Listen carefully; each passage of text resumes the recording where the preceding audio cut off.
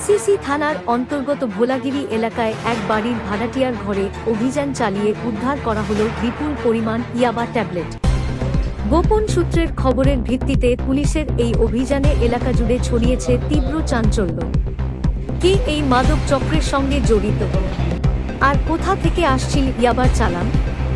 ঘটনার তদন্তে নেমেছে পুলিশ। আজকে এনসিসি থানায় একটা ইনফরমেশন আসে যে ভোলাগিরি স্থিত এনসিসি থানার অন্তর্গত একটা বাড়িতে একজন ছেলে ভাড়া থাকে।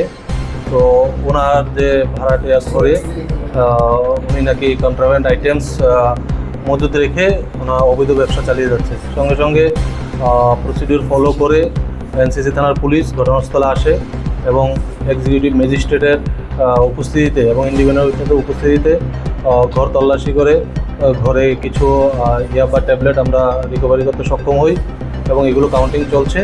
এবং ছেলেটি জিজ্ঞাসা করে জানতে পারি উনি পাতারকান্দি এলাকার, দীর্ঘদিন ধরে এই বাড়িতে ভাড়া আছেন। ওনার নাম আরিফ উদ্দিন। তো ওনার পজিশন থেকে এই মালগুলো রিকভারি হয়েছে। একটা নির্দিষ্ট এনডিপিএস কেস লিপিবদ্ধ হবে এবং ওনাকে কোর্টে প্রেরণ করা হবে এবং এই ঘটনার সঙ্গে বাকি আর কারা কারা যুক্ত আছে আমরা তদন্ত করে বের করব। প্রাথমিক জিজ্ঞাসাবাদ চলছে এখনও, যেহেতু আমরা প্রসিডিউর ফলো করছি, তো আরও ডিটেলস আমরা ইন্টারভিউশন করার পরে আমরা স্টেজে যেতে পারি। ওনার বক্তব্য অনুযায়ী তো লাস্ট 2 বছর ধরে এখানেই ভাড়া আছে বলছে। বাড়ির মালিকের বক্তব্য আমরা জিজ্ঞাসা করেছি, উনি ভাড়া দিয়েছেন এজ ওয়েল এজ যেভাবে ভাড়া দেয়, তো ওনার নলেজে নেই। বাকিটা আমরা দেখছি কীভাবে উনি ভাড়া দিয়েছেন, কী প্রসিডিউর ফলো করে ভাড়া দিয়েছেন, ওটা আমরা দেখব।